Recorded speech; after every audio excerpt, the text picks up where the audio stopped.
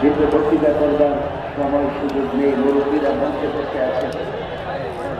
আমরা একেবারে আওয়াজ করবো না, বসে পড়বো, বসে পড়বো। সারা বাংলাদেশে আজকে একটা আওয়াজ, সারা বাংলাদেশ থেকে একটা আওয়াজ আমরা শুনতে পাচ্ছি। সে কি আওয়াজ?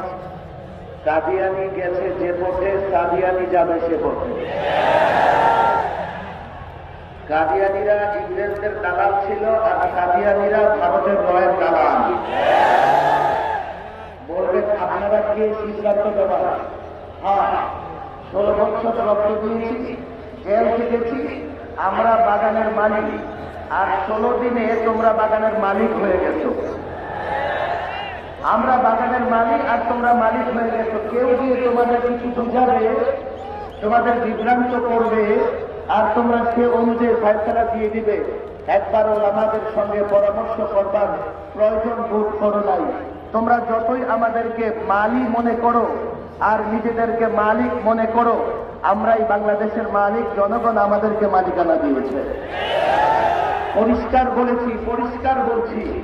এই কাদিয়ানীদের বড় ফিতনা হচ্ছে, এখন উপদেষ্টা পরিষদে তাদের কিছু লোকজন আছে, আমি নামই বলে ফেলি। ডক্টর আসিফ নজরুল সাহেব অত্যন্ত ভদ্রমানুষ, একজন বিচক্ষণ শিক্ষক, ভালো একজন মানুষ, কিন্তু তিনি কাদিয়ানীদের কথায় বিভ্রান্ত হয়েছেন বলে আমরা শুনতে পেরেছি।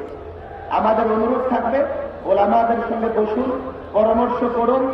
আমাদের মাদ্রাসা কওমিয়া মাদ্রাসার শিক্ষার্থীরাও রক্ত দিয়েছে 5ই আগস্টে। শুধু 5ই আগস্ট নয়, আল্লামা মুফতি আমিন রহমাতুল্লাহ গৃহবন্দী থেকে শুরু করে 5ই আগস্ট পর্যন্ত ওলামায়ে কেরাম এতটা রক্ত দিয়েছে। এই যে আজকের এই মঞ্চে আমি যদি নাম বলি, একজন আলেম 2 বছর 2.5 বছর জেল খেটেছে। প্রতিবাদী হাসিনা সরকার একজন আলেমকে 1.5 থেকে 2 মাস রিমান্ডে রেখেছে। আলেম প্রতিষ্ঠান হারিয়েছে, পরিবার থেকে বিচ্ছিন্ন হয়েছে। 16 বছর জুলুম সহ্য করেছি আমরা। একজন নেতাকে দেখাও যারা প্রতিবাদী হাসিনার বিরুদ্ধে লড়াই করেছে, লড়াই আমরা করেছে। দেশ পুনর্গঠন আমরা করবো। দাওয়াত ও তাবলীগের কাজ সঠিকভাবে পরিচালনার দায়িত্ব ওলামায়ে কেরাম পালন করবে। এর বাইরে কোনো কিছু মানা হবে না, হবে না, হবে না। ওলামায়ে কেরাম আজকের এই মঞ্চে উপস্থিত। আমি বলবো নির্ভয়ে নির্দ্বিধায় আপনারা এই সরকারকে সিদ্ধান্ত জানিয়ে দেন। এই সিদ্ধান্ত এই সরকার মানতে বাধ্য। আল্লাহ তাবারক ওয়া তাআলা তৌফিক দান করুন।